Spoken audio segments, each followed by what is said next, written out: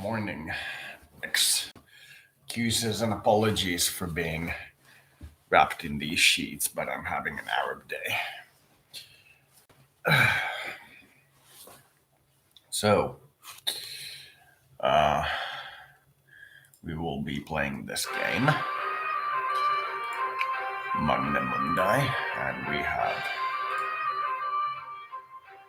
this gameplay that we have been playing.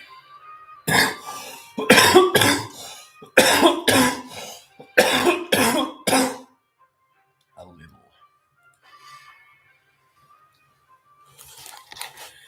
We haven't gotten all the things that we'd want to get, but we've gotten much.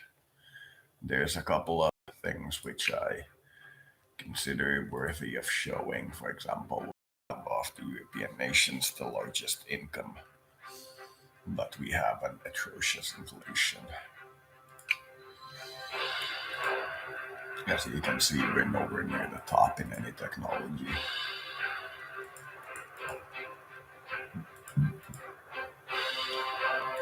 That's because our inflation is wreaking havoc with our technology research speed. And we do not have anything comparable to the top general of the other parties. However, our military is sizable enough. We are at 44,000. Ming is at 125,000.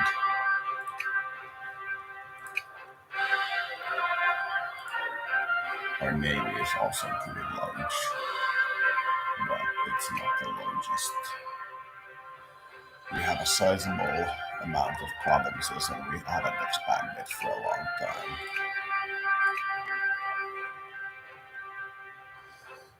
There are some provinces which make an insane amount of money for us, and we are generally doing well enough. There's very few national decisions that we can make. We still don't have the support local religions choice, which we need to get the Finns to properly support the union. And the only provincial choice is to close the Priory of St. John, and I don't feel like doing it at the moment. Only national decision available is to close the canonical courts, the church courts, but since they are usually considered milder and in a way more lenient, I would feel somewhat bad closing them down. We don't have the world currency, and we have nowhere near enough of the Baltic to say that we control the Baltic trade. And there's very little to do in terms of culture. So you can see our army and navy tradition are laughable, but our discipline is actually pretty high. We're going with quality, naturally, and offensive because the only thing it increases in terms of negative is artillery cost. Naval because it increases trade quite a lot. Moral economy because we kind of don't need the insane amount of traders, even though we do need them. And we might go with market, but not at the moment. Perhaps eventually. As far into innovation as we can to reduce the technology cost, it won't reduce much, but a little. As much into the free subjects thing for the very same reason. Aristocracy versus plutocracy needs to be in the plutocracy end of the scale because it's a little bit more economically feasible, but still it takes a while. And centralization needs to be pretty high to keep our administrative efficiency high. We do have, I think, a good administrative efficiency. There we go, good government. But we still need a lot. And we don't know what to do with the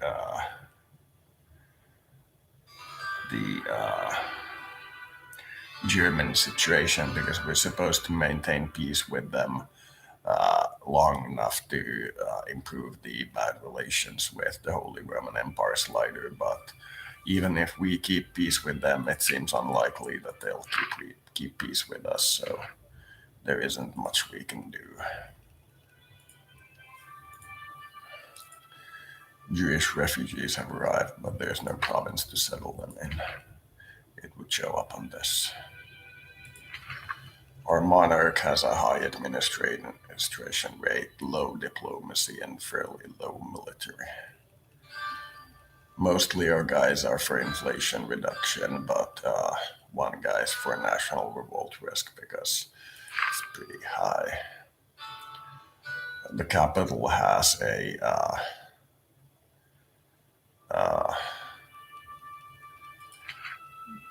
high revolt risk, but that's because the taxes are probably pretty high.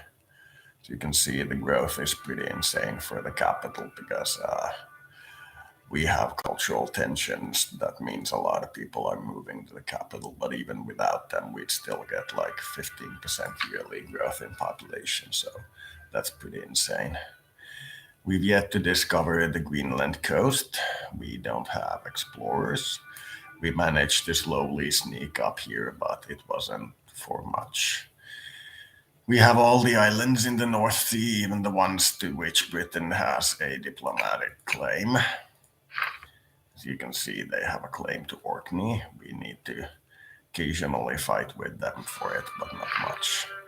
We have a claim to the borderland regions, and Russia has no claim on us. But Russia usually aligns with Great Britain when they attack us. As you can see, Russia has yet to reach far down south. It still doesn't have the standard Golden Horde territories bordering the Ottoman Empire, but it has something.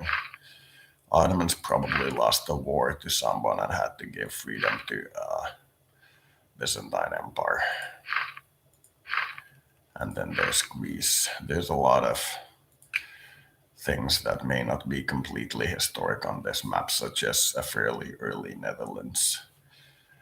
And if I recall correctly, yeah, Spain is pretty divided. It's looking like it may not come out of this one on top. Ottomans are pretty severely affected by the fact that Byzantine Empire still exists. The Germans have yet to find anything resembling a unified leadership, but I occasionally fight with, I think, Luberg or Mecklenburg or something like one of those guys who has a lot of money. There's a lot of trade centers all around the Baltic Sea, which I would prefer to control, but I don't have the method to do so at the moment. And as you can see, the Germans who control this region mostly have started to Germanize the Baltic. So if I want to save the Estonians and the Lithuanians, I'll eventually have to go to war with the Germans. And if I take these provinces that I have a claim to and this one that also has Karelians, I might get the Finnish national group, especially if I had these Baltic territories, but then I'll have some Russians as well. I'm not in a position to take Novgorod, even though in the last war with the Russians, the border was around here because they were also busy in the south, and my military is quite powerful. It's not the best, but it is quite powerful. The UK usually manages to take my islands, but I managed to buy them out of the war. Seems like all of these islands are well fortified. As soon as I get the next fort technology, which may take a while, land technology 25. Yeah, it's gonna take a while. I'll build a lot of very heavy fortifications again because I can't defend every fort at the same time, so I have to make a lot of auxiliary work to make this work. And I don't have enough magistrates. I'm gonna need to start building a lot of what was it? It was something like academy.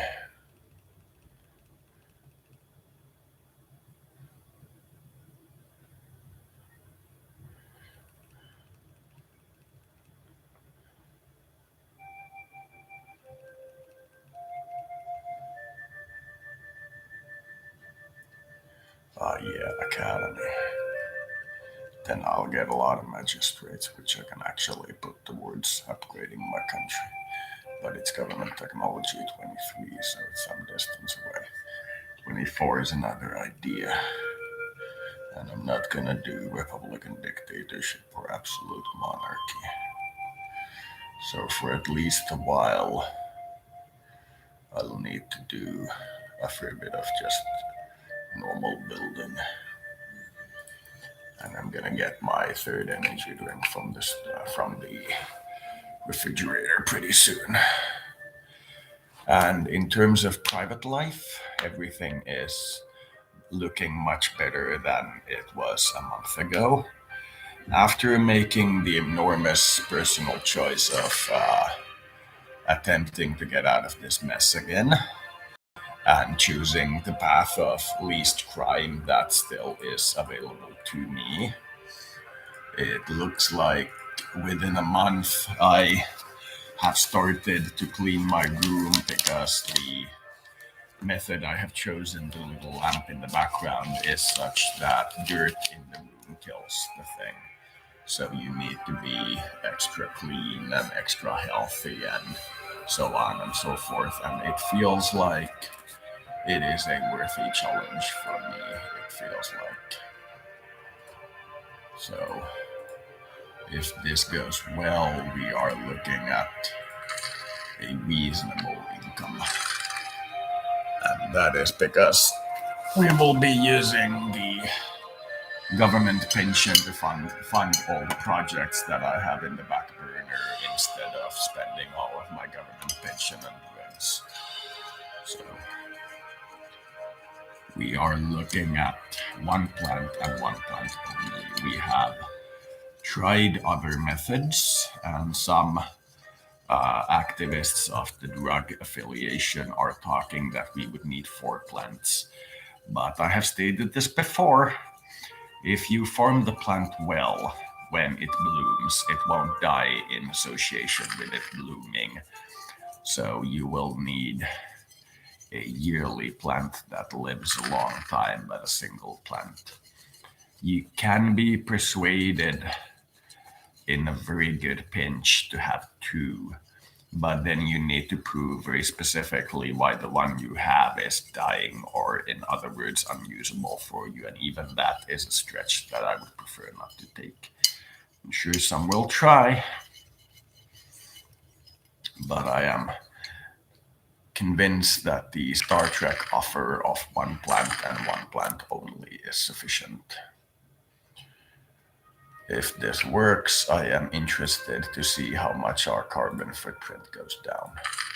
If this works, I'm interested in seeing that.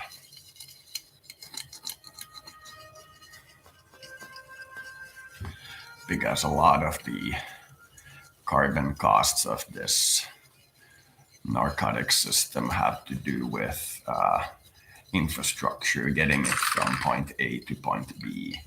So in terms of doing this in an environmental way, we are looking at other options. Oh, how lovely, we finally got a new set of weapons.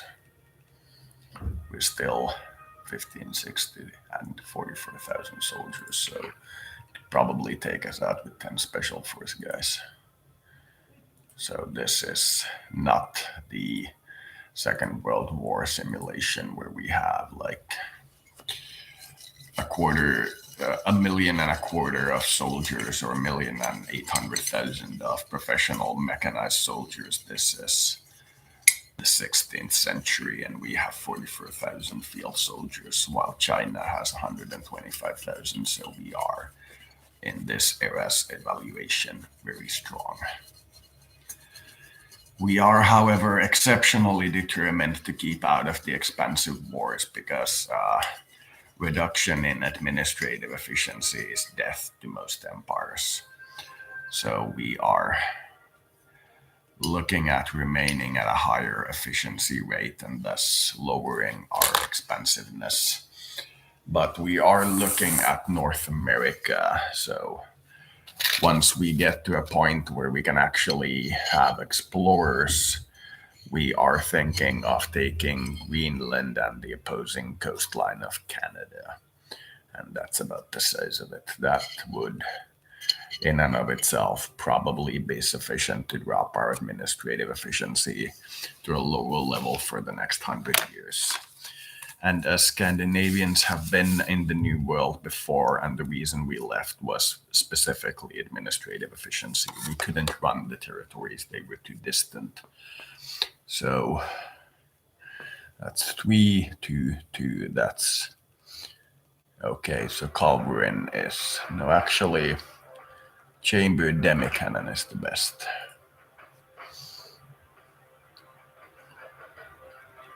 Yes, Chamber Demicannon. Condotta Cavalier. We are going to go with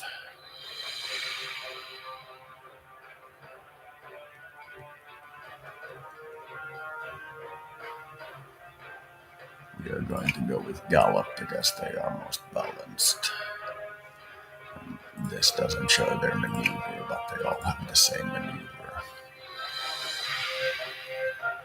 We are at Willock Infantry, and these are all at maneuver 2.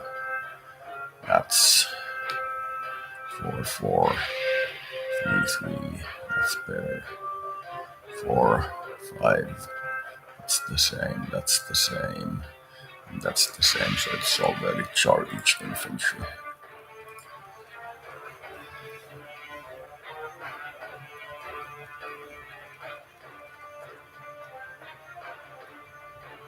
We are evidently unable to trade with a lot of our trade sources because they have banned us.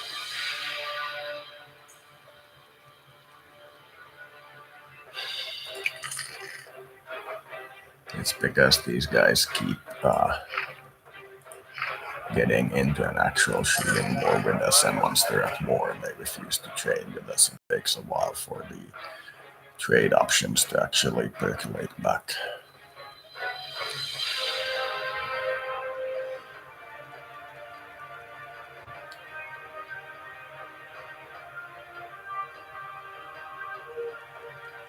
Lisbon, Liguria, and Antwerpen. And we will also take this weird Arabic name.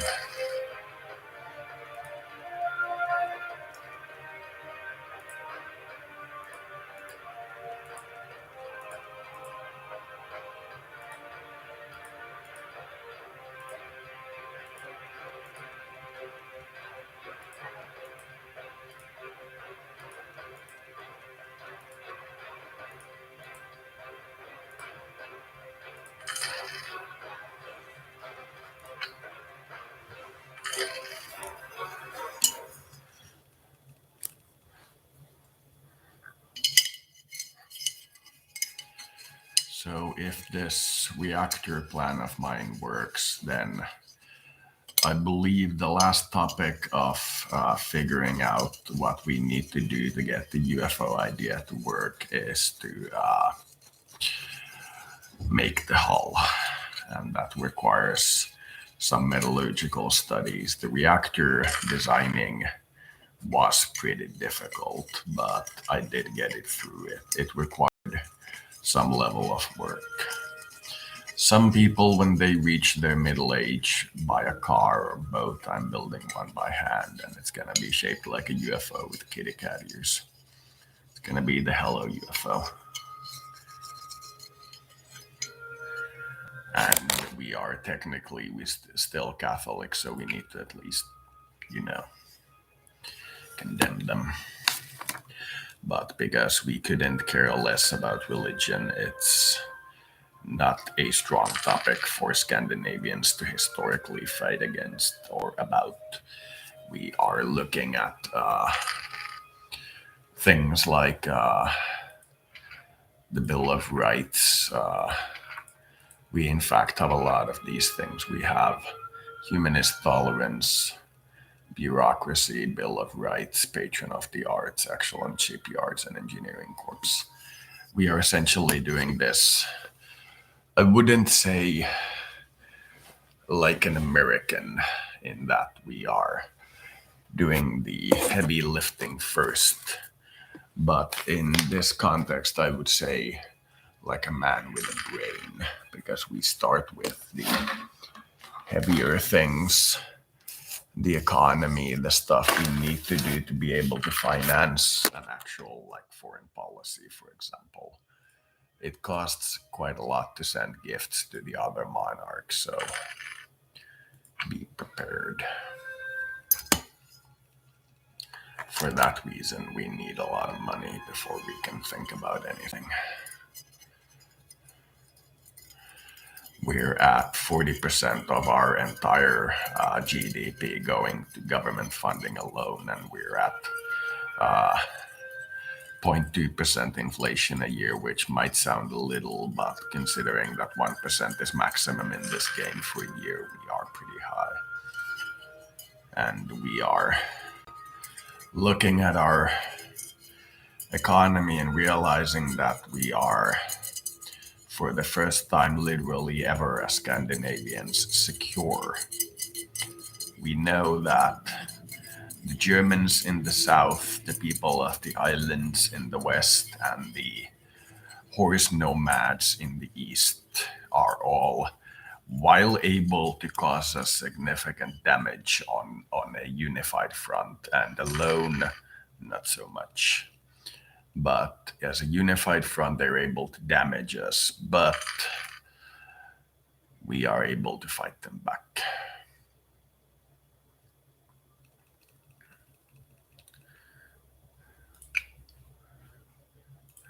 Which is an insane accomplishment. We're still very early in our tech tree too.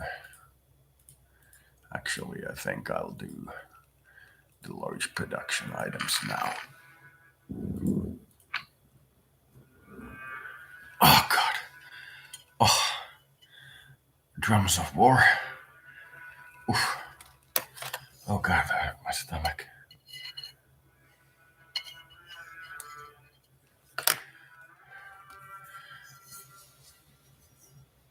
Cry havoc, and let's lift the dogs of war. Oof, ducks of war. Most of the fine art of the world is actually fart and tit jokes. Eat bananas and let whips the farts of war. Terrifying, terrifying.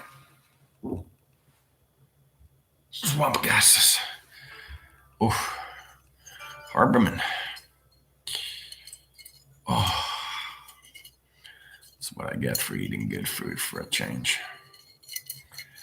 We have in this building where I live, which can be called a housing complex. In this case, it is very close to a homeless shelter, despite the fact that we pay our own rents and have our own rooms and such. It is very close to a homeless shelter, and they hired a new staffer recently, and the staffer's job is to oversee all donations that are marked for this place, because a lot of the donations that we get, we can't actually pick up because we don't have enough staff, so they just send them away. There's a great deal of food and clothing items that are earmarked for this place, but they don't have the manpower to keep driving a truck between the various locations all throughout the day and pick up and deliver and do all the things that need to be done. So they hired a staffer from the social service agency to go through all the donations and actually let arrange them getting here. Nice.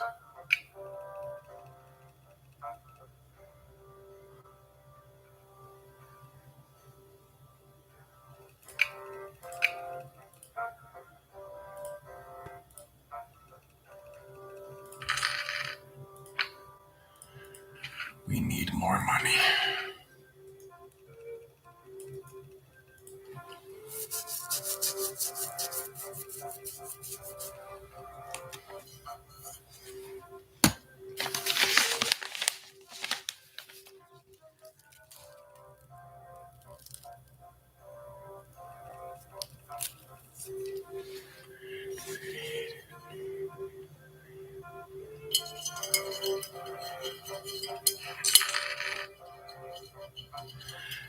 now there is a specialized social worker whose only job is to see that the donations that people make to this place actually end up here instead of in the trash due to manpower shortage. So that's good. Ooh, decent relations with the Empire. It's very good. So it seems we can actually maintain relations with the Empire.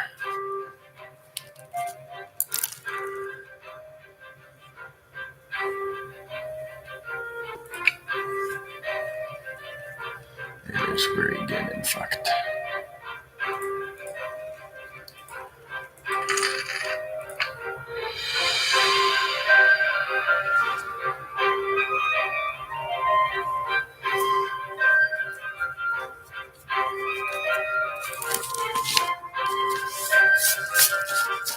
We were of the misunderstood opinion that if the Holy Roman States declare war upon you, that slider is also affected, but it does indeed seem like you have to declare war upon them. That's kind of obvious. So I will actually be able to do this.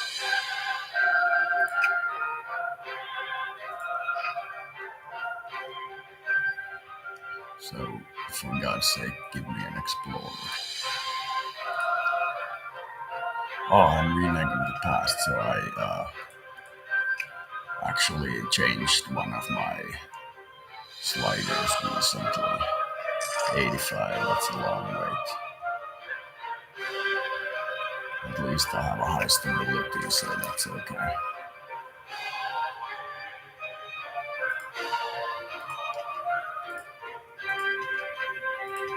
It was probably the engineering corps from one of the less useful army inventions, which is why those buildings actually do not cost an arm and a leg, even though they cost much.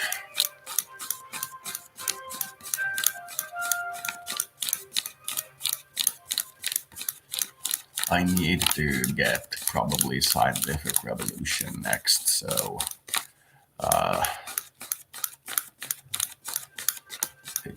I can actually recruit explorers and conquistadors with scientific revolution, so it seems like that might be the way to go.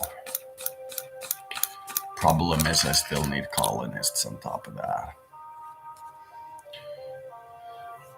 Don't need many, but I do need them if I want to get the Canadian shoreline.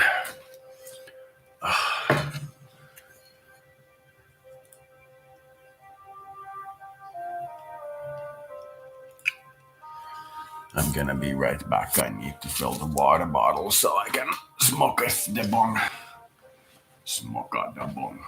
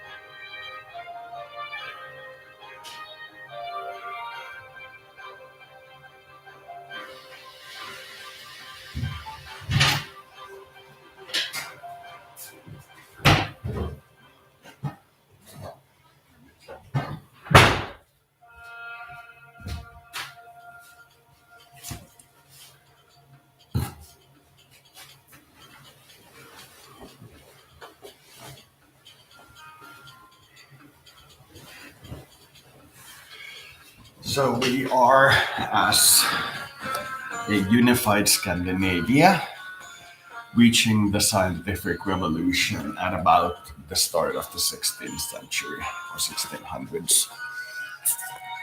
And with our economy and the fact that we have our country full of factories, it might actually be that we reach it, in fact. Well, sooner as well as starting the Industrial Revolution at the same time. I need to pick a powerful European ally. Thinking France, because UK has claims on my territory, and if I win against them and get the Russians are getting hammered. If I win against the British well enough and get them to give up their core in Orkney, then I'll definitely forget all about continental affairs and focus exclusively on allying with the British.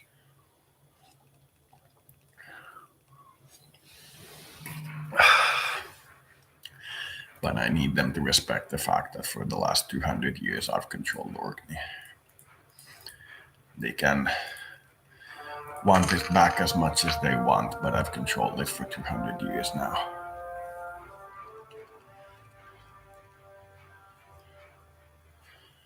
Otherwise, I might align with France, and that'll give the world a bad outcome for the Napoleonic War.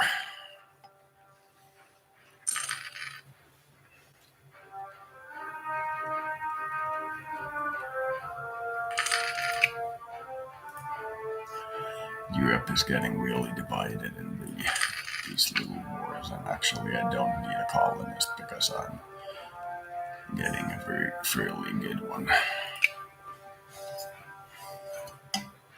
It looks like once I get the scientific revolution thing, I'll be set fairly well. The colonial expansion game is pretty expensive, but it should be doable for me. The problem is that I'll be required to build all those factories and other things like these manufactories, road networks, and provincial banks in all of my colonies. So I will at most take a token slice of North America during the exploration phase, and that will be the size of it.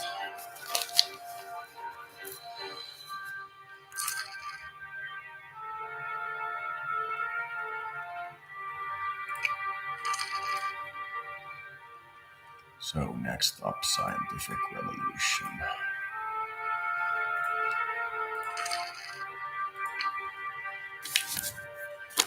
And we are alterating building the least expensive of every facility that we can and the most productive. So every province gets something consistently. If you are the most productive one, you'll get the top of the line things. But if you are the least productive ones, you'll at least get the constant minimum, and even your very undeveloped nature will not cause you to get nothing. We ensure that everybody in the States gets something.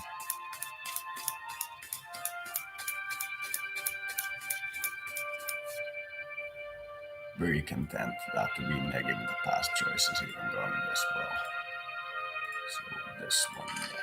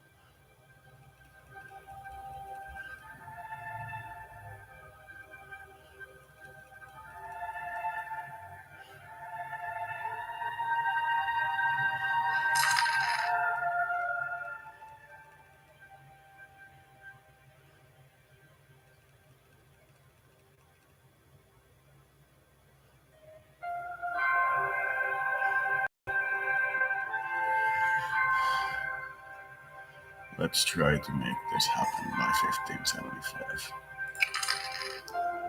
It's not gonna be easy, but let's try.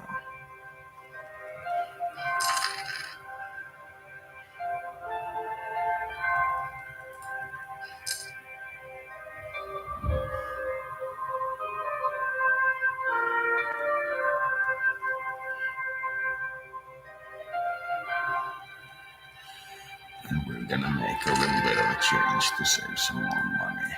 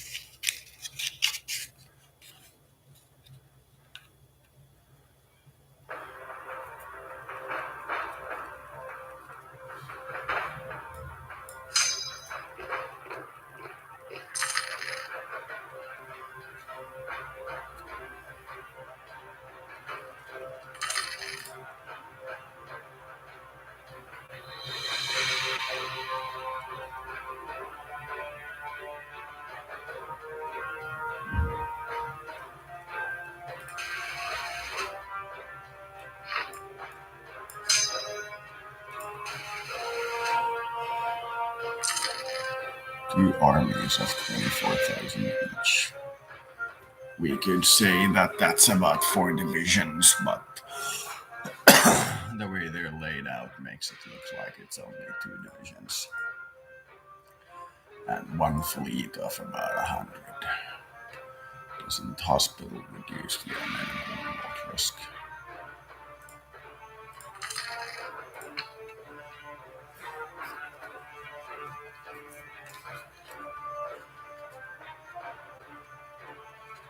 It's a lot of constructions going on.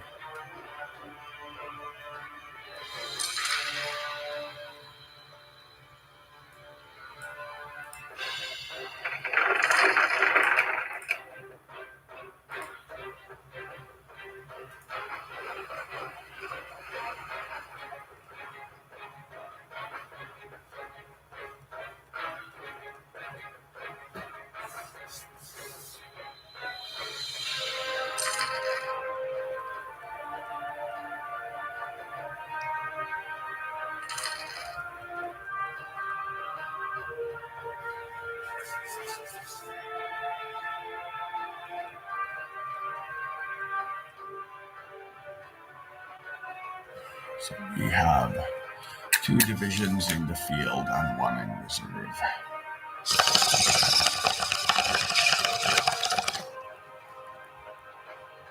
With like about 2 years until we get enough reserve to build a third one.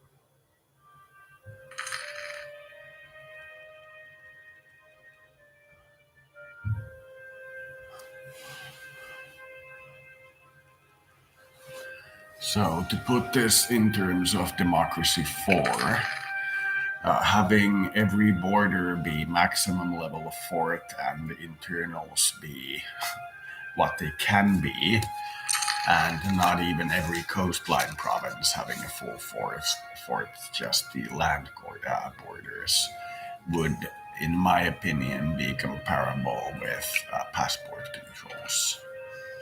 Looking at it. Free subjects, it's going to increase some risks, but it is the most worthwhile. Then probably actually naval offensive or quality.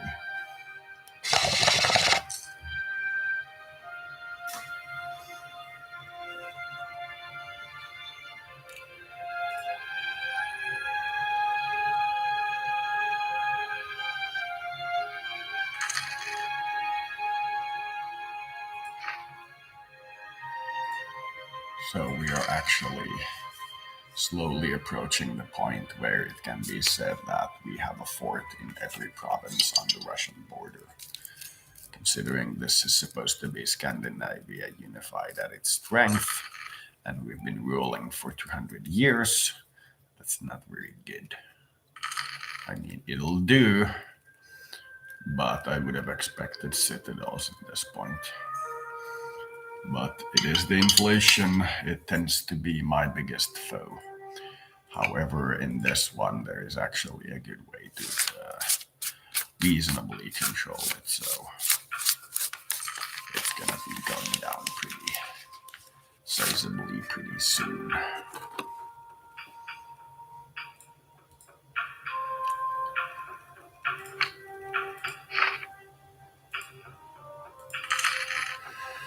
And there's no way we can afford building a expensive fort in every one of our border things on the coastline, but at least we have in the Danish narrows, the Russian border, and on every island.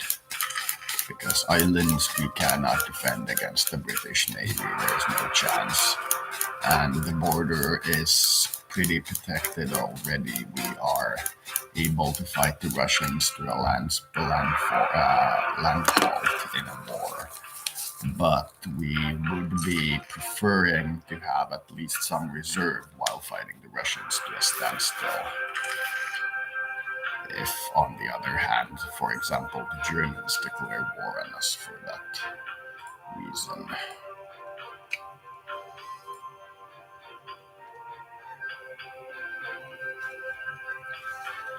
I have quite a lot of money since I'm just building cheap things like those fort upgrades.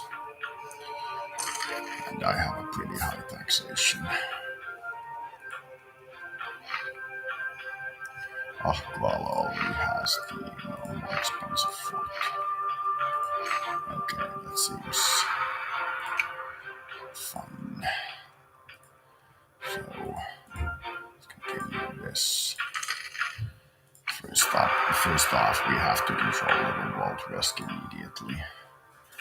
In this particular scenario, revolt risk is your worst enemy. Because if it's mild to moderate while you are at peace at a high stability, when you do go to war, it'll be insanely high and half of your provinces will revolt.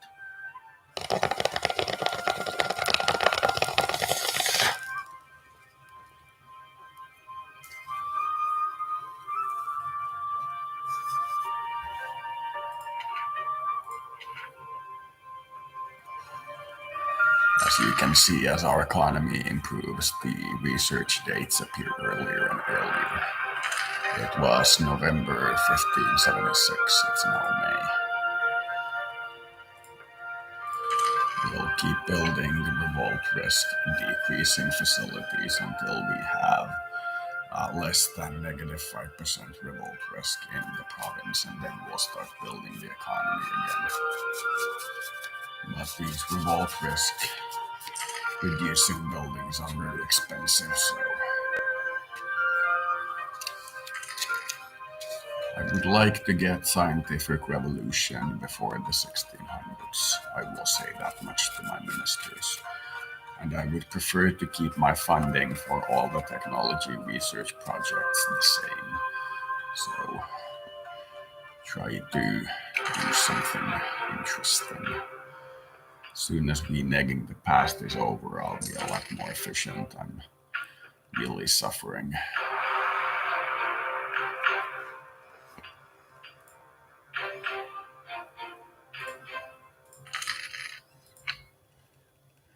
Finn has a 10% revolt risk.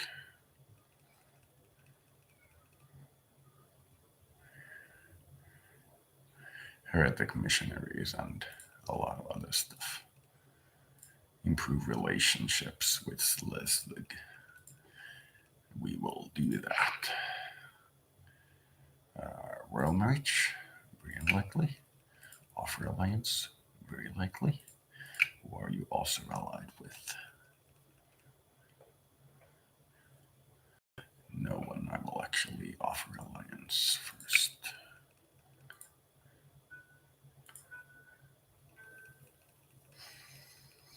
We are thinking of taking this because it's Danish and we have a core to it, but we would prefer not to upset the Empire. The Empire map is here. Ah, they're not in the Empire. Means I'm gonna take them eventually. But for now, must improve relations.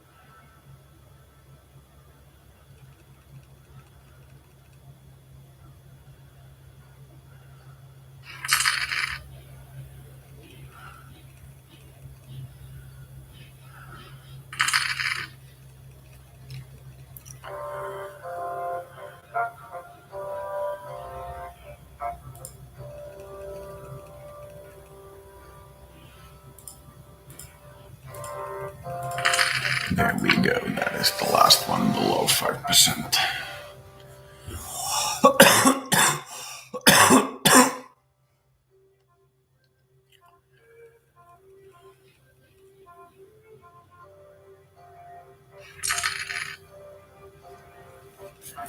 To save for another factory, I'm gonna do the minimum upgrades.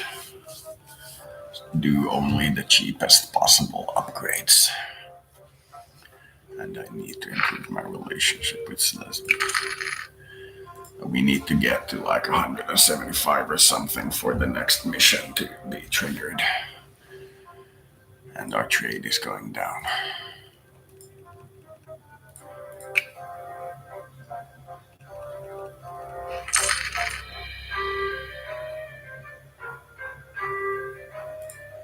I'm gonna lie on my side soon. My back is hurting.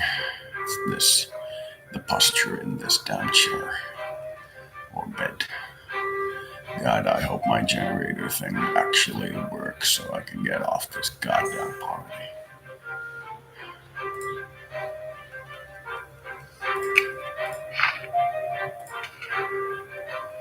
Nice, we have some Jewish refugees.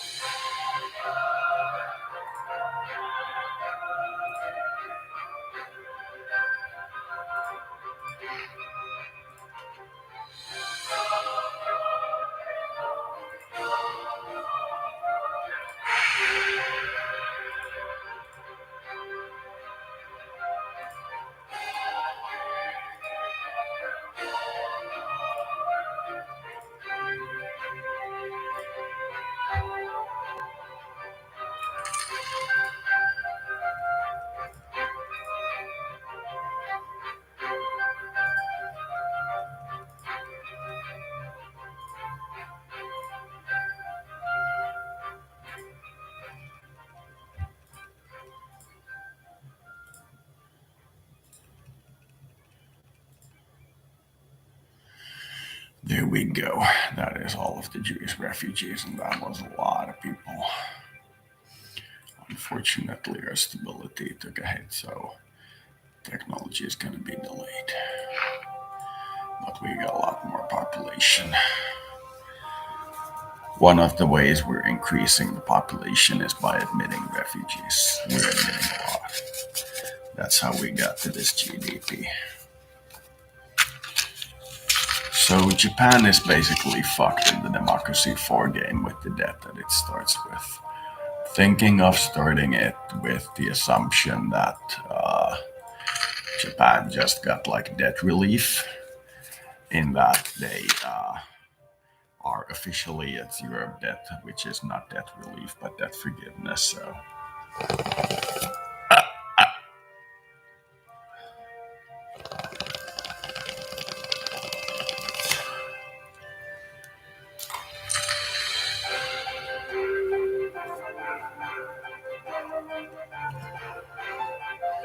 because debt payments are 25% of their expenses, and there's this curious bug that if you stop the policy of quantitative easing and you let the economy deflate and go into a deflationary cycle, the interest rate doesn't actually drop to where it should be, which is about 1% if you have about 2 or 3% deflation, but stays at 5%, which is what you should have if you have 2% inflation. So even though we did everything in the democracy model to reduce our interest rate, it didn't work. So it exploded on us. Even more revolution things, because stability dropped, as you saw, and as a result we got a lot higher revolt risk. So once again, building revolution things. And we also need them because once the reneging the past choice, which is when you change one of these choices, you have to only go forward. You're like changing your national character when you change one of these, and it takes a long time, like 15 years, for it to adjust after changing one of those characters. And once it actually changes, we will get a lot higher stability and a lot lower remote risk, which means that we can actually switch out this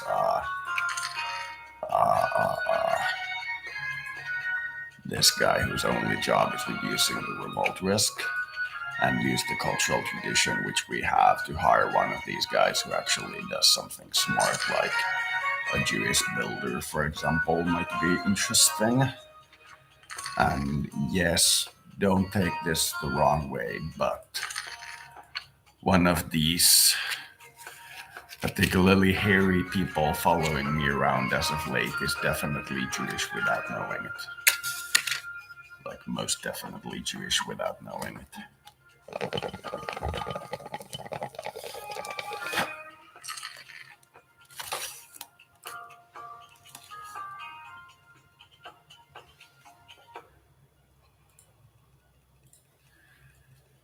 Spain defaulted on its debt, evidently, or did something similar. Once the reneging of the past is complete, and if my inflation rate rises above 50%, I might declare bankruptcy, which seriously lowers my chance of anything at all. The Red Defensive War against who?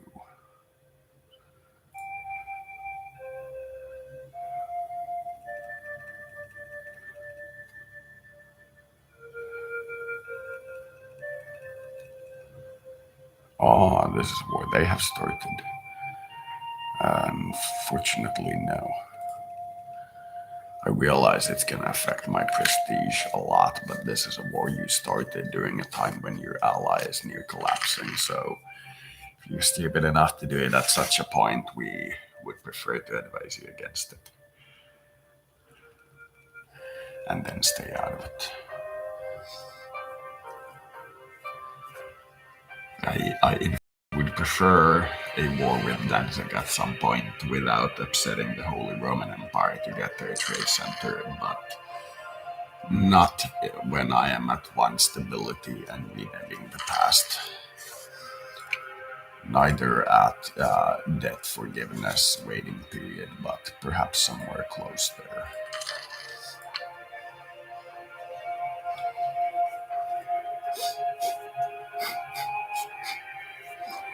Our fleet is completely incidentally at the Danzig docks, or the sea just outside of it, completely coincidentally.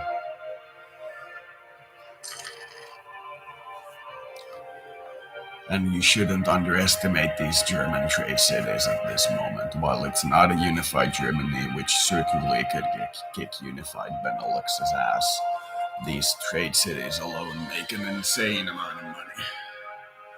So don't underestimate them. Because what they can do is, because when you build a coalition against them, they build a coalition against you. And once the war starts, they will actually have the money to buy out your coalition partners from the war. They will all get that the trade city technically admits defeat and pays reparations and continues to focus on you exclusively.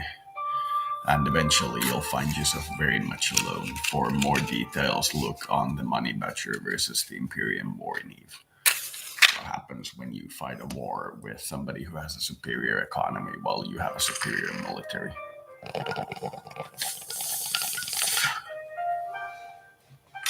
They will literally grind you down to dust if they have a superior economy. There is very, very little that you can actually do. I wish you'd waited like 10 years, Netherlands, and I would have completely joined you. But not into this war. Not into this one. I would have taken all the Latvian provinces of Prussia. I would have next Danzig, and then I would have signed a separate peace with Brandenburg, and then you would have been against Brandenburg, Aachen, Lorraine, and Gus on your own, which you might have actually won. But I would have pushed Prussia and Danzig out of the war. The rest I would have ignored. If you can't handle like half of your enemies after I take on the half, then you might not want to be in the war in the first place.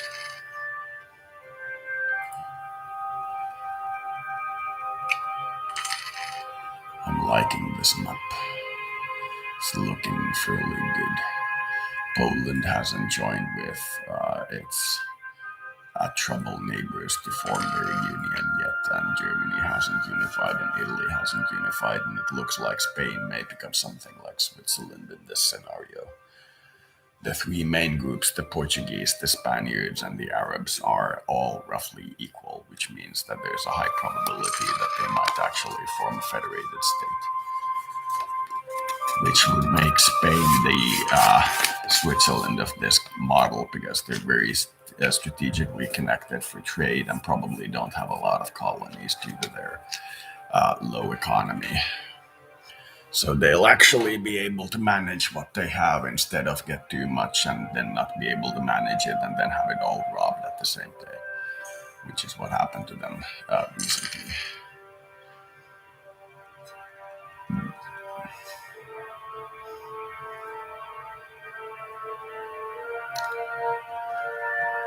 Well, this is going to end up being expensive. I don't want the one stability, so I'm going to take the ducats, which is a significantly cheaper thing. And then I'm going to have to end up taking a loan.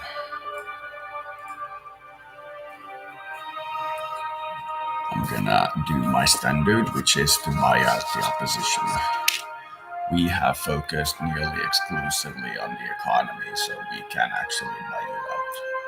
And in the context of an administrative kingdom without a parliament, buying you out is as close as you're going to get to a parliamentary oversight.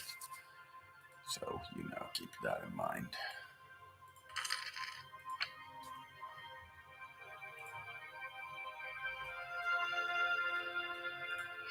You have a very low technology level for some reason, despite a very high revolt risk. rescue have a very low government structure, as usual.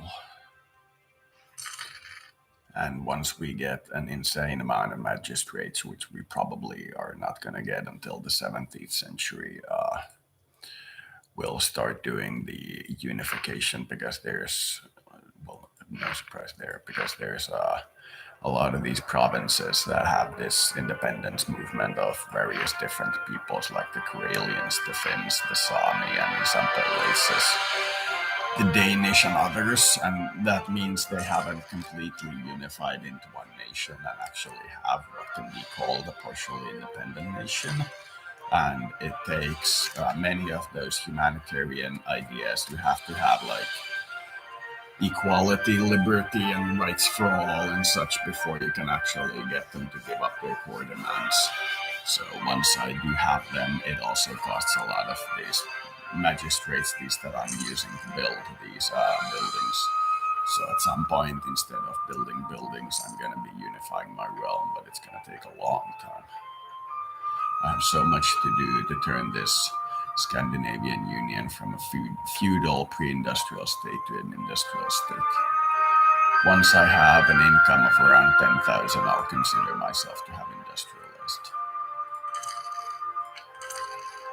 Now the revolution buildings are mostly complete. Once those court of justices and sheriff's office complete, I'll do another round, but for now, cheap ones. In addition to the fact that I'll actually have to pay back the debt at some point. Now it's the first debt that I have in this gameplay, not this whole, but this episode.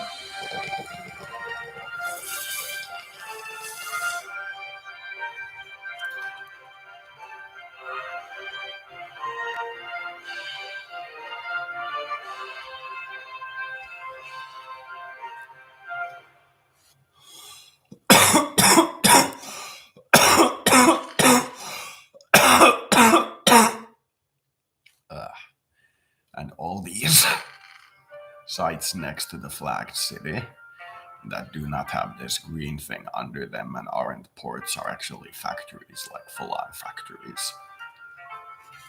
Not like a few manufactoria, because there are these things that don't appear on the map, but actual full factories, which means that I'm doing a lot better than I would ever have imagined. There's still a lot of places that can build a fort, but none needed right now.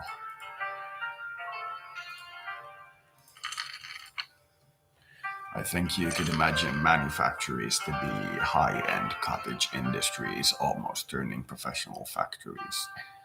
And the factory, because it can only be built once, and if you build it on what that province specializes in and you have the tech for it, it's actually pretty efficient, about the size of a city in terms of like output. So you could consider them to be like true world factories, which is why my income is so large, because I took out a lot of low interest loans once I had the Jewish bankers and other bankers working for me and a high stability. It meant that I could take at a very, very low interest rate, and I built a shit ton of factories. So now I have a shit ton of factories. And once the factories were built, it was just enough profit to keep paying the debts and the interest, but it was very, very close. It was very close. There should be automatically choose this option on this, like a little check mark next to the box when you want it to automatically pick that option in the menu. Then like a list of what choices you've automated. I need to get a good relation with the Holy Roman Empire before it turns into Germany, or I'll completely get lost in the First and Second World Wars.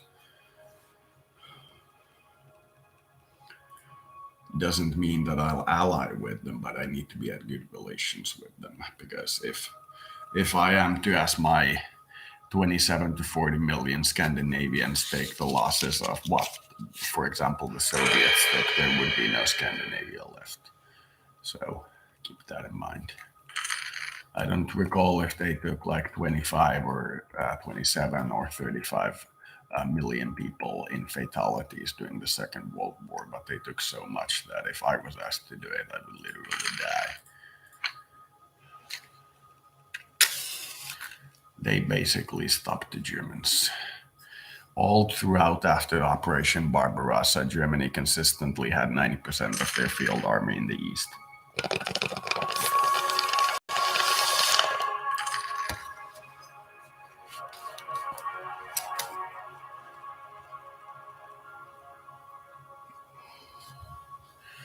If they'd managed to come to a peace with the Soviets in like 44, the Allies would have been for quite a ride. They would have had a high probability of still winning it, but it would have been a ride. It would have been once or twice a year an operation 10 times the size of Battle of the Bulge. That's what it would have meant. So, Kekkonen Kortelainen.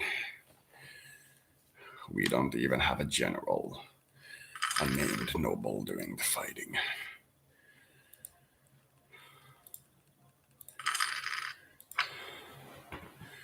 A lot of provinces produce hemp because it's used for sales. It's a naval good. I think this is hemp, or is this? Yeah, this is naval supplies. Hemp is that hemp? Yeah, that is hemp.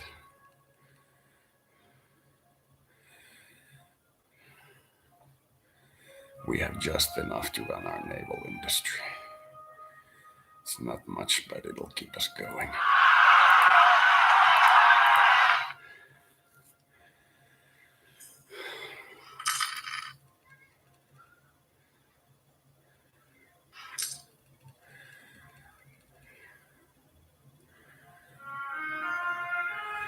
It makes for very strong rope and sail. Evidently. I'm surprised that Britain doesn't have hemp production. Surprised they probably bring it all from the colonies.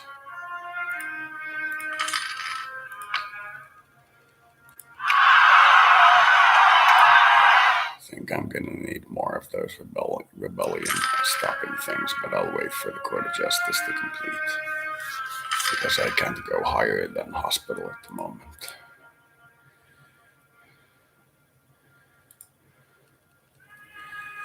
We're getting some rebellions, but not as much as I thought we might. Adesiva had 10% rebellion risk, so it's not surprising that they rebelled.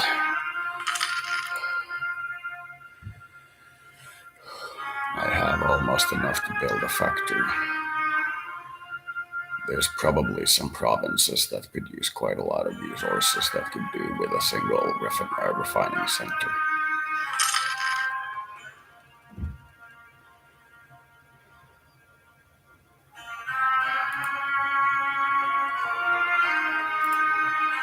No factories.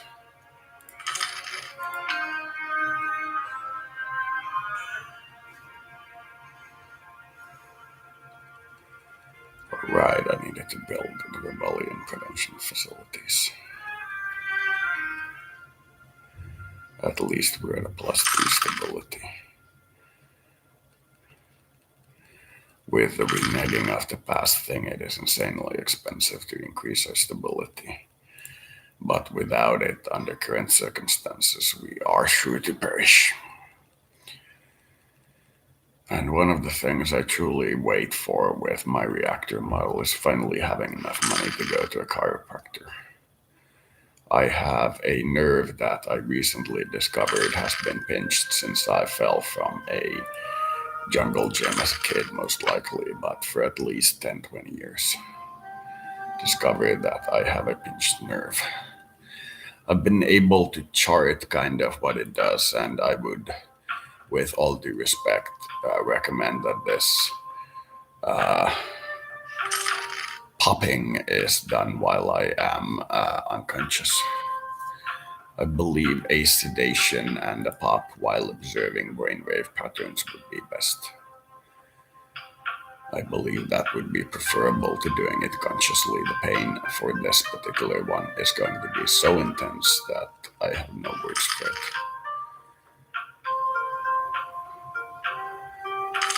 It is supposed to be a minor thing, but it still hurts, so I'm afraid to grow older because their minor things are of a certain nature than our young people's minor things, so afraid to grow old. And rehab includes relations with Slizwick. Let us offer them a vassalization treaty, but they're not going to accept. Holar Fine Arts Academy, okay. Raise taxes. Where is Holar? Games like these are very good for your geography. They are very beneficial.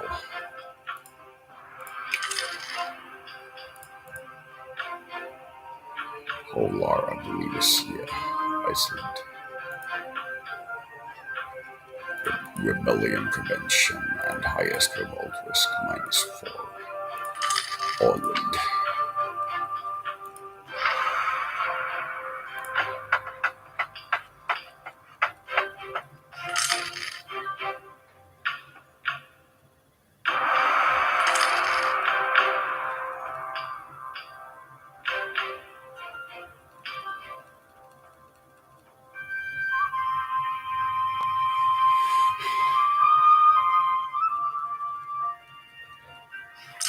Okay, I will actually build this in Holar. Wondering if there's anything they can build with fish, but there isn't, so I might as well do this one. Though it is pretty useless, but there is a historic precedent for not, in quotes, supporting the art leading to a big whoopsie, so I'm gonna go with supporting the arts in this one, but not for now. Not for now. First, we have a ton of buildings to build.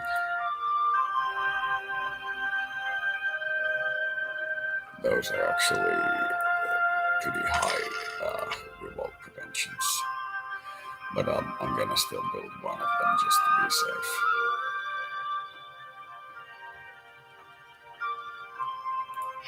It seems Prussia lost this war.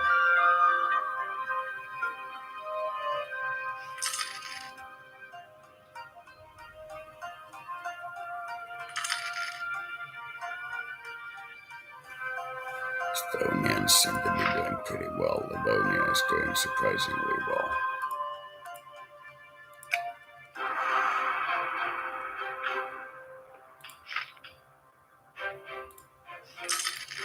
I can't offer them vassalization, actually it needs to be the same religion.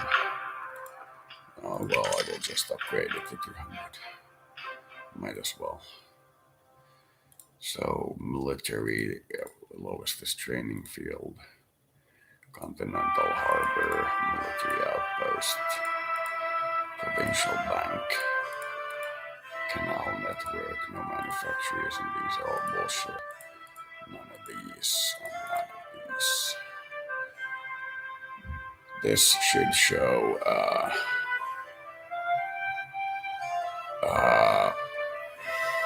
province wealth, because it affects wealth most.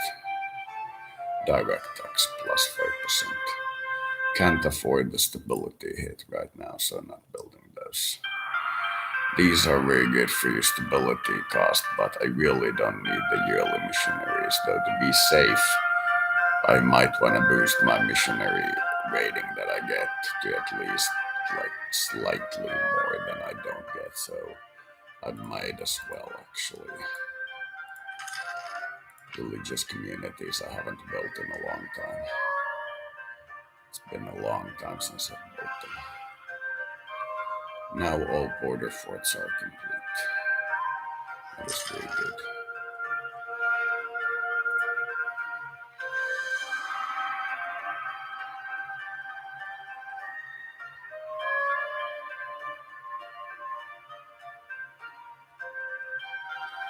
I think +2 stability is all we can afford with reneging the past. It occasionally gives you events where you can purchase stability for money, so we might as well not be at fault on the off chance that we lose the benefit from those. And the stability cost improvement is actually quite handy. Reneging the past might be something like 100.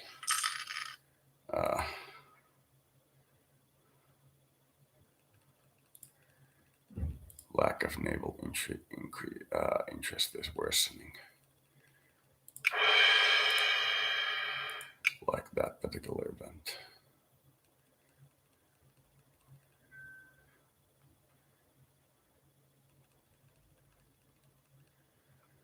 We probably could stand to take another naval entry, but that would have to be after a long time of thinking. I'm faintly recalling that the last one was a naval to a non-naval. Faintly recalling. Reneging the past is very time consuming. And it was actually 33% stability cost modifier. Well, that's not nearly as much as I thought.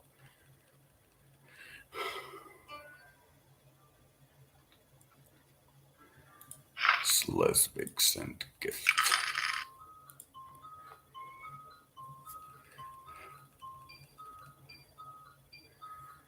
Because we're at a good administrative efficiency, if we were to actually be the same religion as these guys, we might actually get a fairly good one.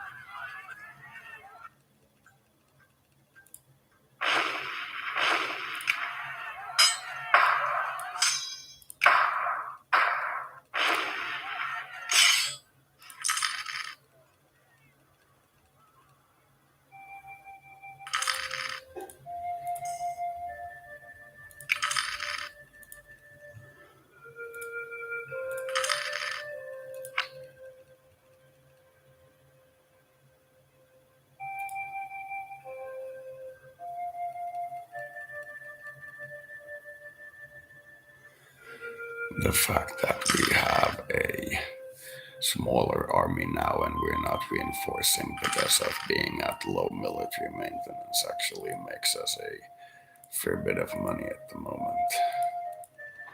It's not making a lot, but it's making about as much as a single factory, so it's making some amount.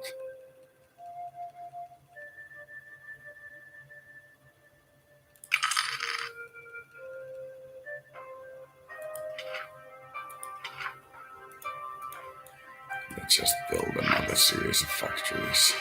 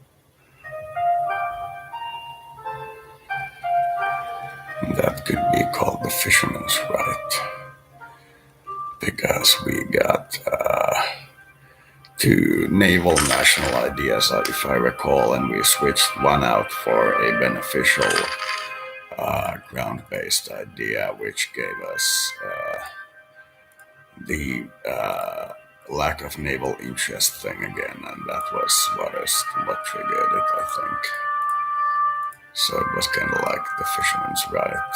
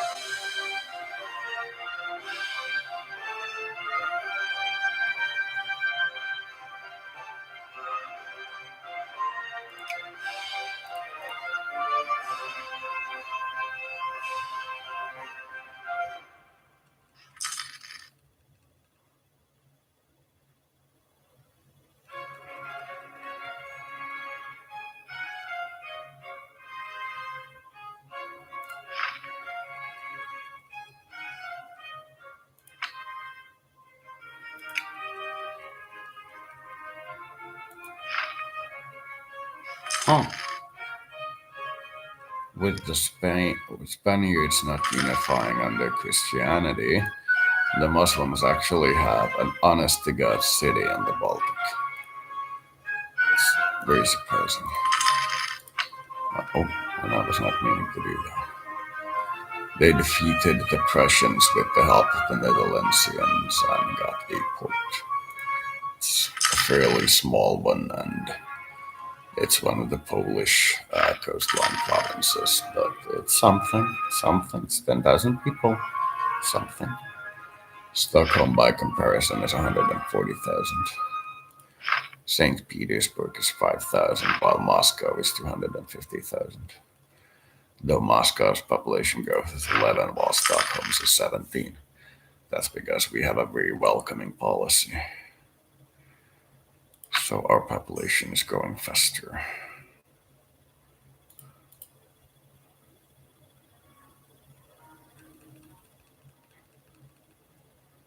Very expensive. That's even more expensive, so let's see the demands.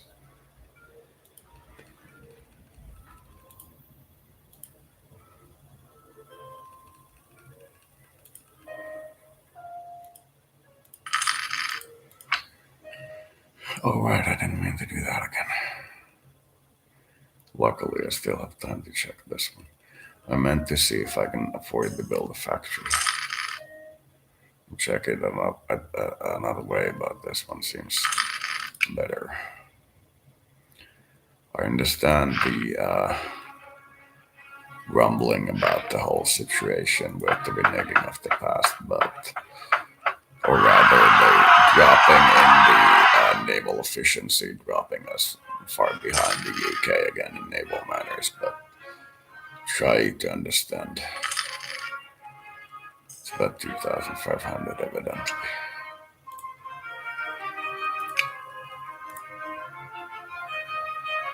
It's about 2,500.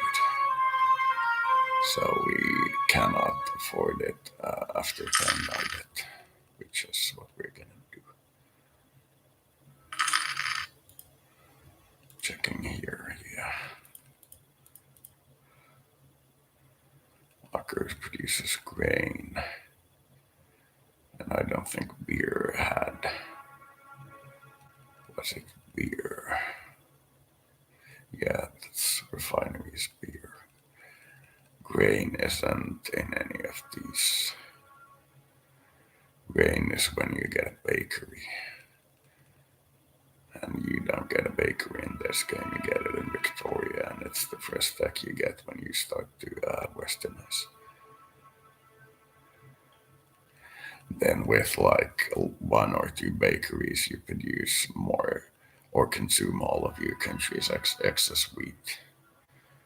And that gives you the start to get it all started. So next one is going to be a Hälsingland beer factory.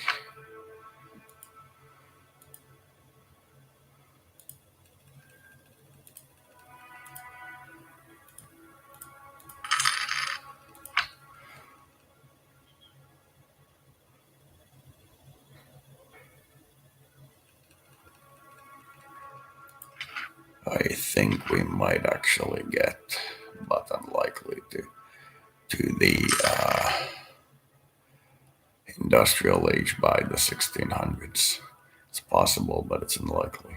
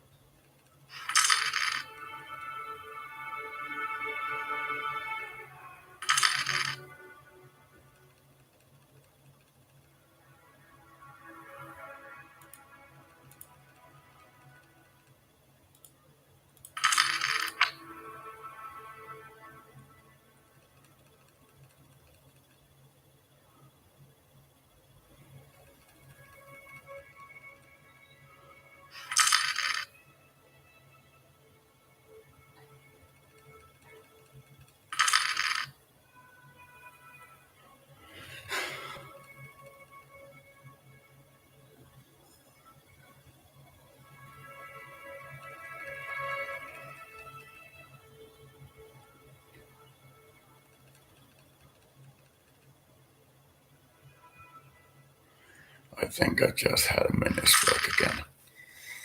My whole head went numb and then went back to normal. It's the goddamn pinched nerve. Yeah, we're seeing some deep formations in your spine, but it's not a big deal. However, this cannabis use requires us to sterilize you chemically. Okay. So you have no idea who I am because of the neck pinch, because I have no idea who I am because I'm in chronic pain and I'm just shouting at you and you're putting me on sedatives without doing any kind of basic work. I'm starting to question your policy, but we'll deal with it. I would do all kinds of work on a person suspected to have psychiatric illness. There's a lot of conditions which are physical but manifest in psychiatric symptoms. I would go through checking every one of them that even remotely fits. If the person says that they believe their psychotic episode or psychotic behavior is not related to their narcotics use, then the narcotics use should not be thought of primarily. If you've exhausted other things and that one is the only one that remains, then you can look at it, or one of the few ones that remain. But, doctor's gonna doctor. You cannot interfere with us, doctor. But I'm building my own nation. I need to have my own laws. They may not be yours, but I need to know why your laws work and why I would differ in any point.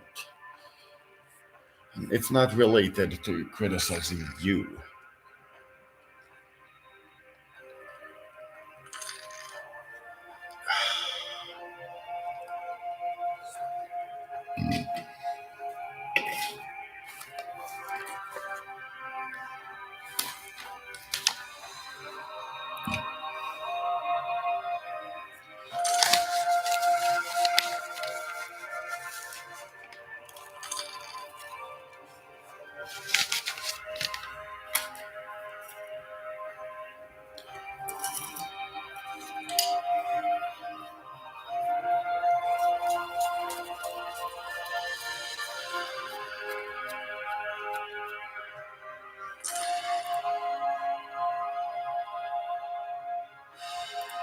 Ei ehkä kannata. Tulee Master of Mintit sisään. Kyllä ne saa mut bannata sieltä niiden pelistä, jos ne haluaa, se siitä on kiinni.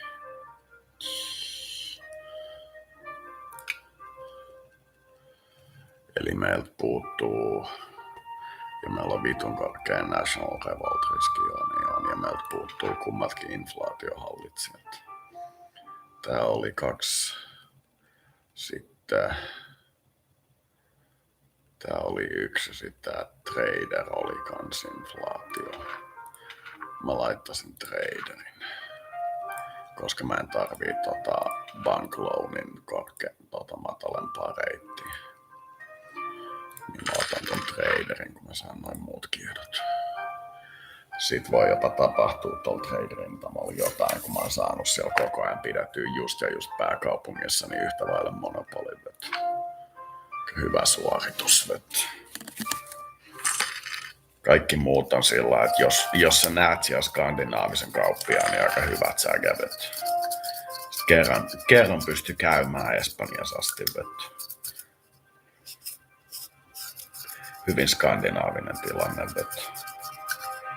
Silti on paperilla vittu rikkain vettä. Yes, that's what I mean vettä. Tiesiks muuten, että 10% alaspäin kansallisessa onnellisuusmittarissa niin on noin 40% taloutta suurin piirtein. Et jos sä meet vaikka 30% sun onnellisuusmittarissa niin alaspäin, niin sä pystyt nostamaan sun BKT:n johonkin 1,5 kertaa siitä, mitä se oli. Suurin piirtein. Sitä se tarkoittaa. Niin tärkeä se on se onnellisuusmittari, kun se löydettiin, että mitataan, että miten ihmiset on onnellisia.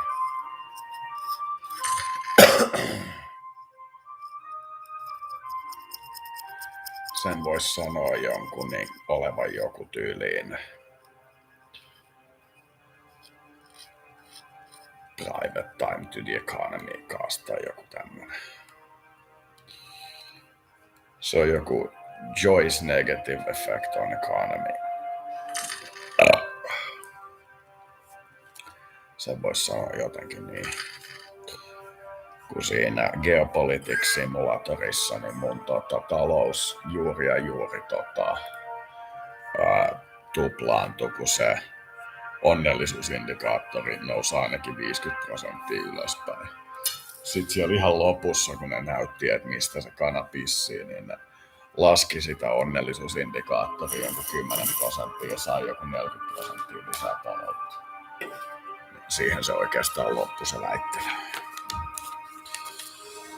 Kertoo siitä, että jos mä oon todella nostanut niiden onnellisuutta joku 50% ja omasta mielestäni epäonnistunut sen talouden kasvattamisessa, niin voi kyllä vähän katsoa peiliin. Se onnellisuus indikoi sitä, että jos ne joutuu takaisin siihen onnettomaan tilaan, niin ne voi tehdä duunia ennen kuin ne osuu sitä. Että kuinka paljon niillä on sitä ylimääräistä, että mitä ne niin kuin käyttää nyt siihen omaansa, mitä ne vois käyttää siihen, että ne tekis vaikka enemmän duunia. Ja sit kun duunirajoitukset ja tämmöiset koko ajan laski, tai sillain niin kuin duuniaika esimerkiksi lyheni, että se joudui pienemmästä ja pienemmästä ylimääräajasta maksaa aina sitä ylijäämäpalkkaakin.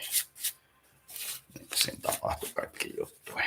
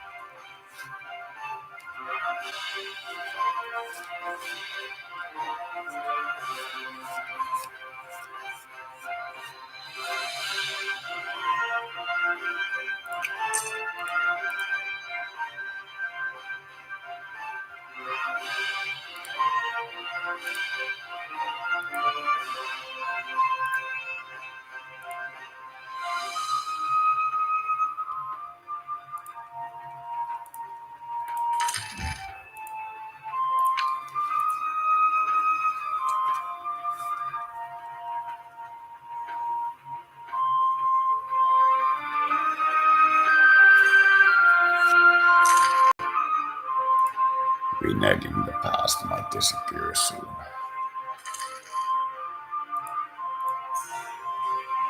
Oh, new monarch. Okay, Mr. Slightly above average. Slesvig. Perhaps he mentioned out loud that it would be nice if Slesvig at some point joined us. Such talk is usually not preferred in the international scene. It creates bad vibe.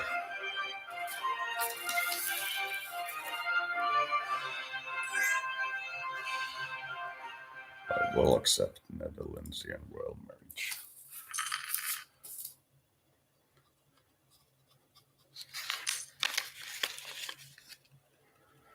Less magistrates, how unfortunate.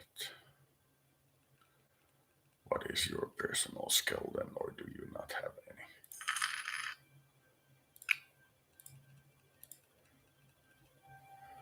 Oh, Flanders got independent from Netherlands. It looks like Netherlands lost a major war. So our monarch seems to be featureless. Mr. Slightly above rich, the featureless. That is our monarch.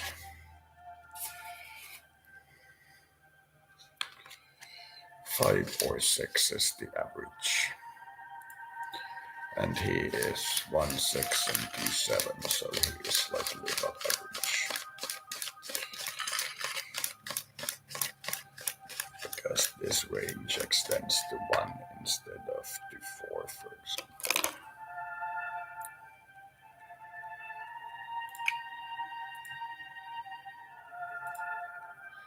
Lyckige. Blicking. Blicking. We need a slightly larger military.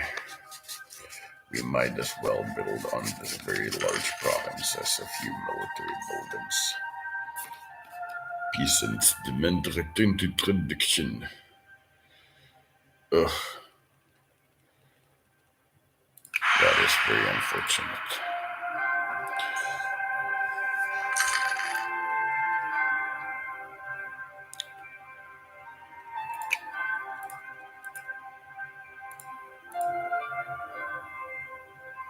The Pope also died. The poop.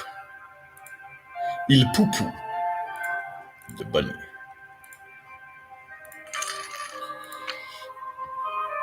Il poupou. Bunny.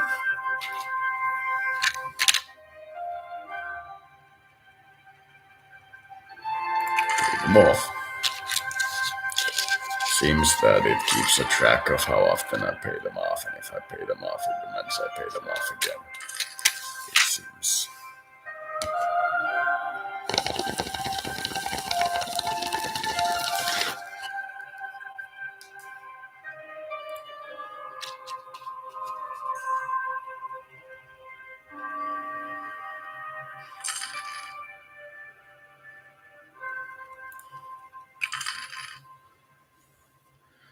Next, we will build a manufactory, or a factory itself, actually.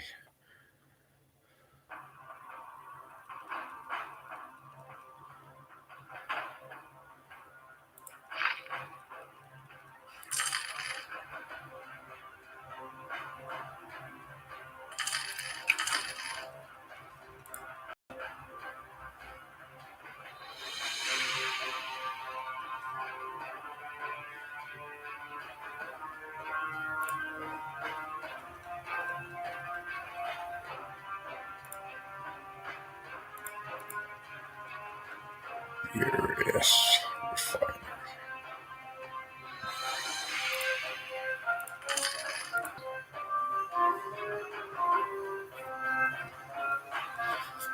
Takes like 5 years to start a factory. That seems accurate. Did you guys know that about 90% of the energy stored in our grid is actually stored in water power? Because it is by far the most efficient way. Any kind of battery storage is miles, miles, and miles behind water. What you need is a dam and a body of water below the dam from which water can harmlessly be pumped up. And then when the cost of electricity is so low, when the power production peaks during very hot days in a mild environment or very windy days, for example, and the price of electricity goes very far down, it is insanely profitable to pump water from the below to the above.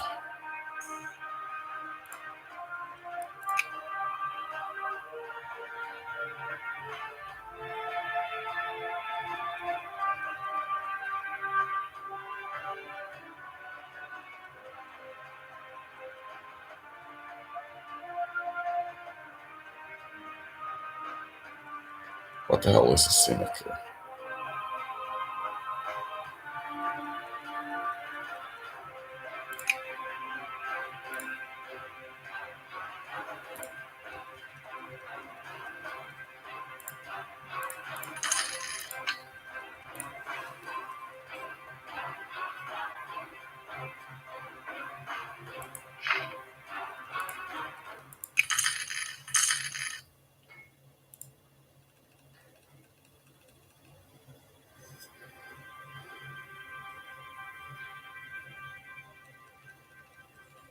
Sinecure.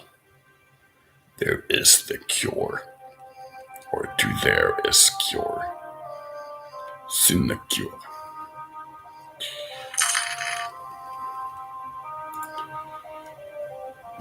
No, it's an aspect of serotonin.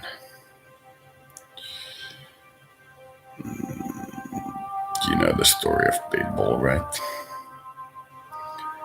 What happened happens to the one who builds a stairway unto heaven? The whole structure collapses. That is often the outcome. That is why your only choice is to very quickly run up there, take a look around, and very quickly run down, and even that is not recommended.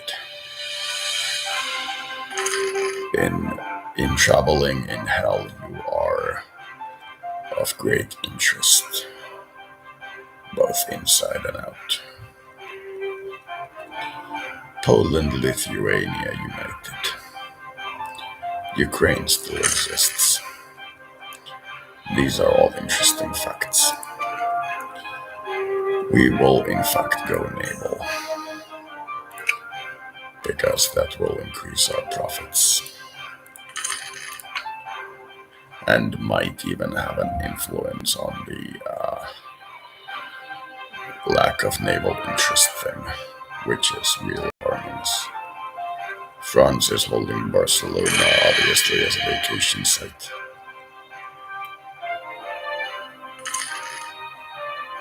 And Modena is holding Valencia, and Naples is holding Girona. There is Cap de Cross, from with my family origineth, or splintered off from, or whatever. It is very interesting.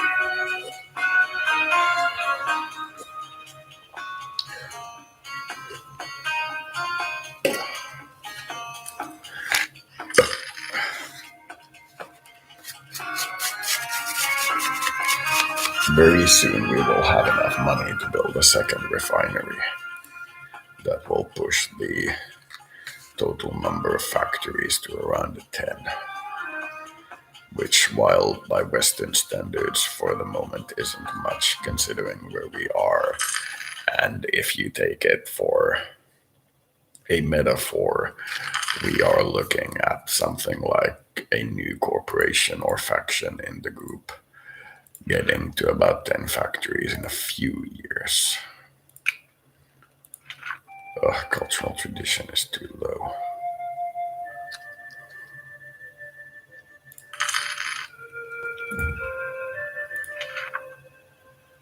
Oh, really good hair. Air.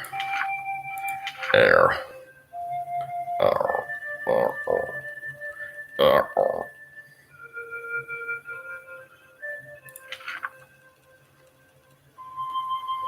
6, 7, 7, 8, 7, 9.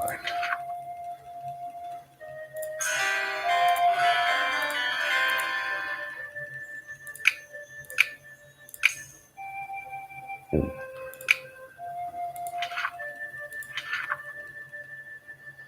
Oh. That's very unfortunate.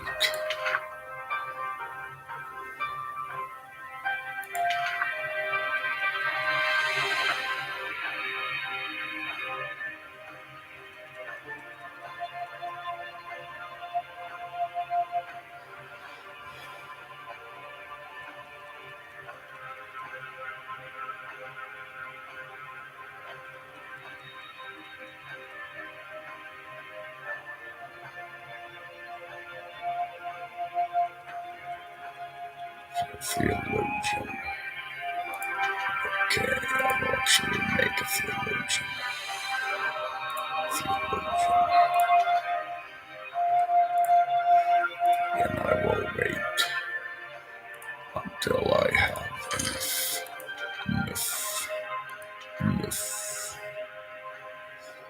huge tax. Only 1 inch increase in the revolt risk currently is an acceptable trade-off for 8% into tax. And then we need to build a fine art academy. Nobody with a high manpower. These are all final level with very little production, and these are all military outposts as in the second level, and there's no third level yet, and these are all 3 with this one has a high enough.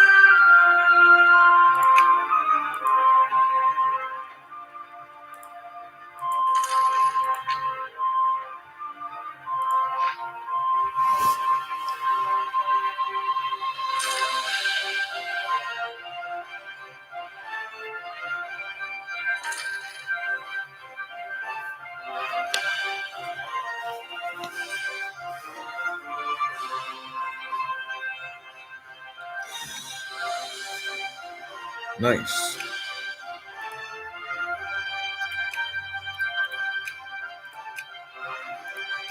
I'm making a save because sometimes because of a bug, refires the reneging of the past event, and then I do have to edit the save game, which I hate to do in long plays, but only if it automatically refires it at the start of next month.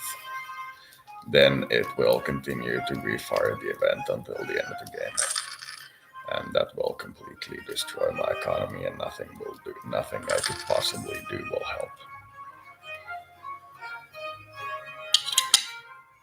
And if you don't believe that nuke should be used in the 1580s, then you probably agree with me. It kind of resembles that damage, doesn't it?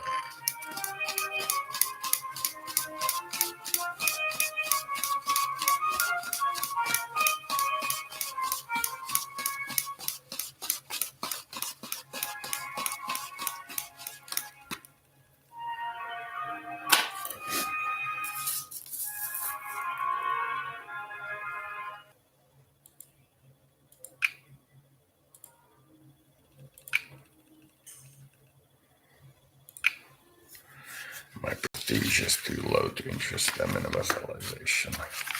Needs to be significantly higher.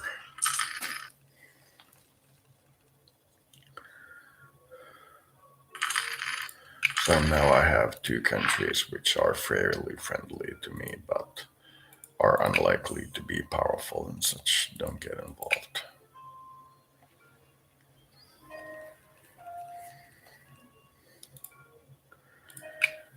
Baltic states have too many alliances at the moment.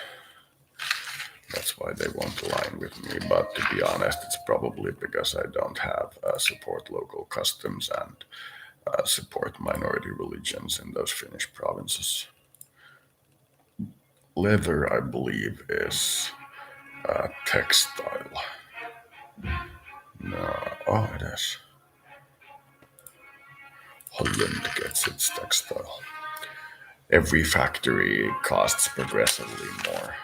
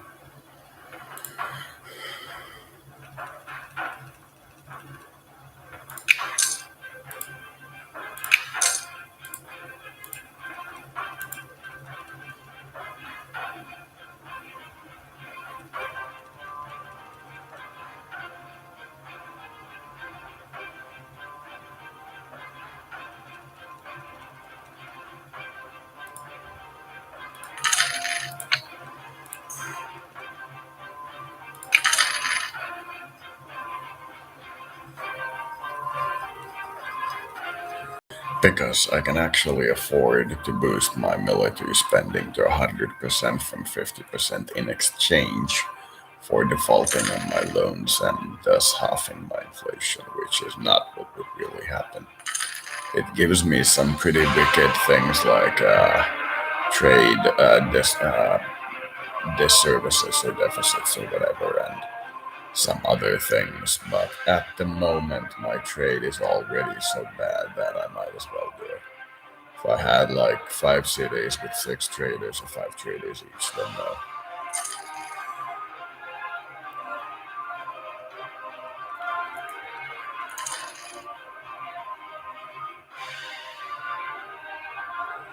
It also takes half of these researchers, which is pretty much, but it's not crippling. And I think it takes like 100 points from my prestige or something. It takes that much, I know.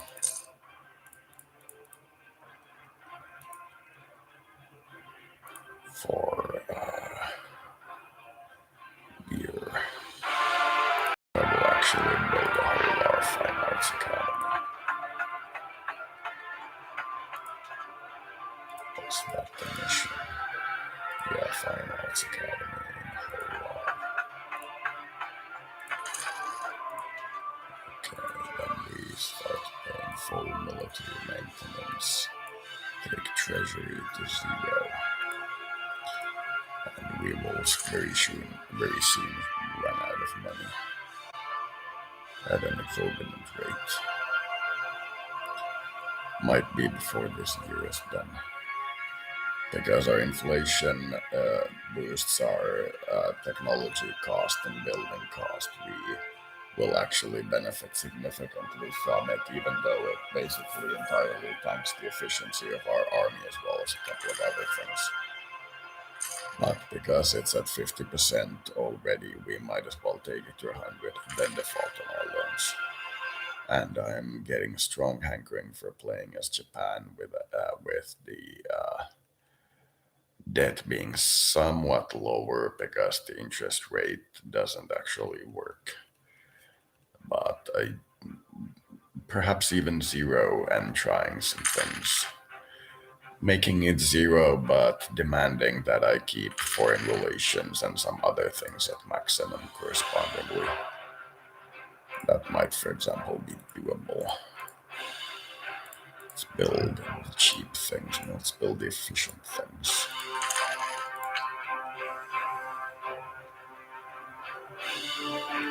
Yeah, we will run out of money by the end of this month, this year. Then we will finally default on our loans. And if somebody attacks us, we will fight like the devil, but we will most likely die.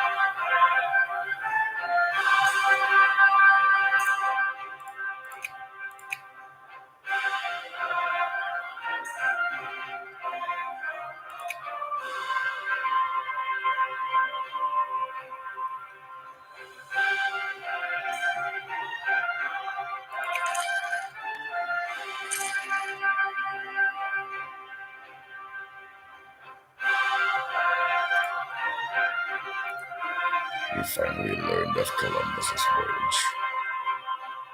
Indeed.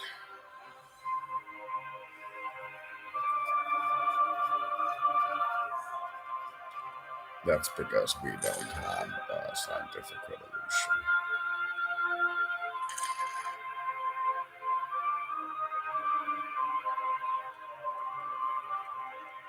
We can't hire our own investigators. So goodbye credit rating. Hello new factories and half the inflation. Actually, yeah, we got the end of the year surplus.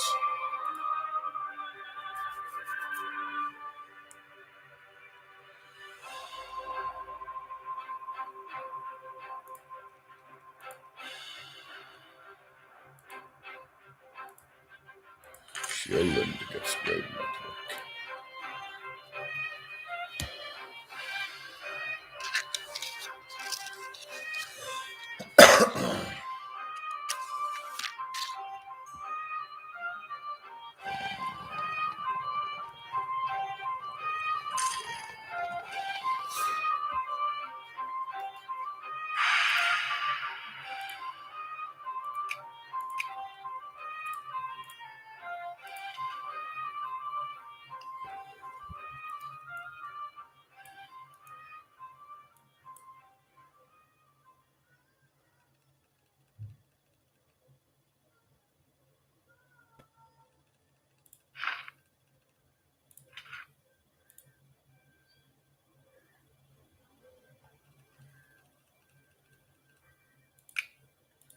Right, we also lose the advisors.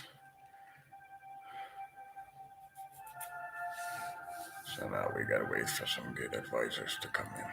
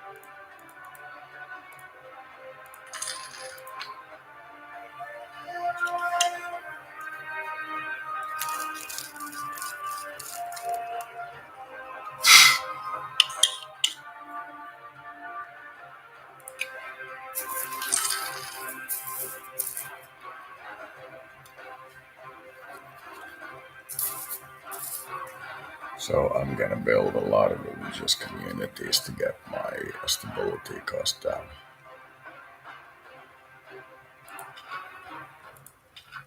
And it might be the only way to get missionaries, though I don't technically need them.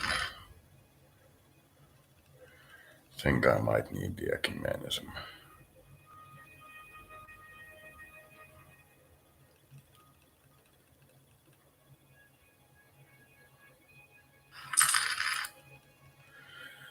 So I'm gonna be needing a lot of those religious communities, so I might as well build a few.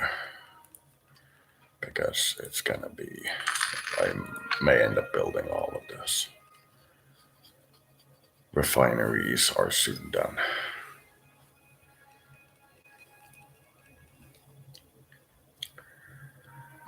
Once the harbor in between is done, then there is four at the top are all of those factories.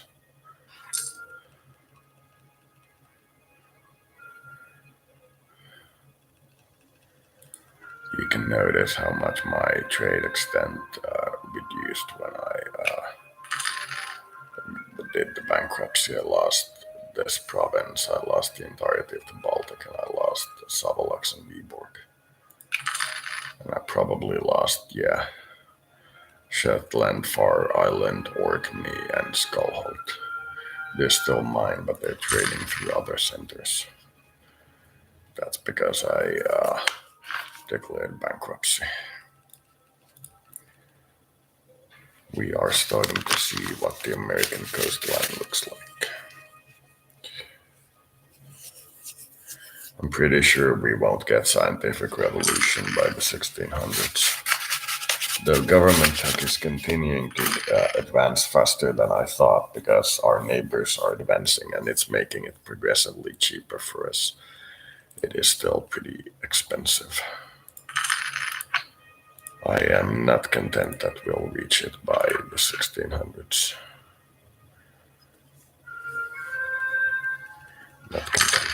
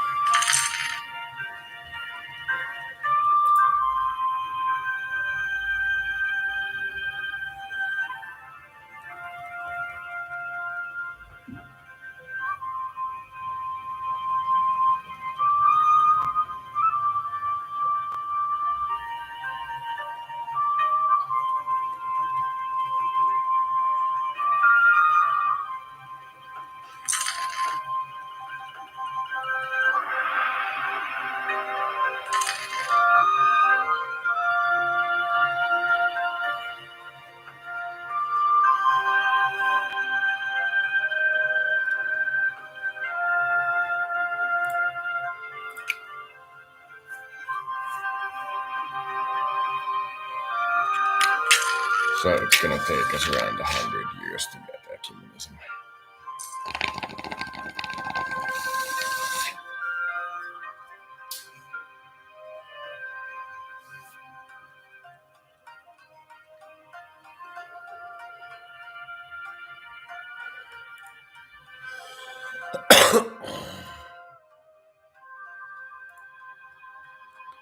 So that's enough of the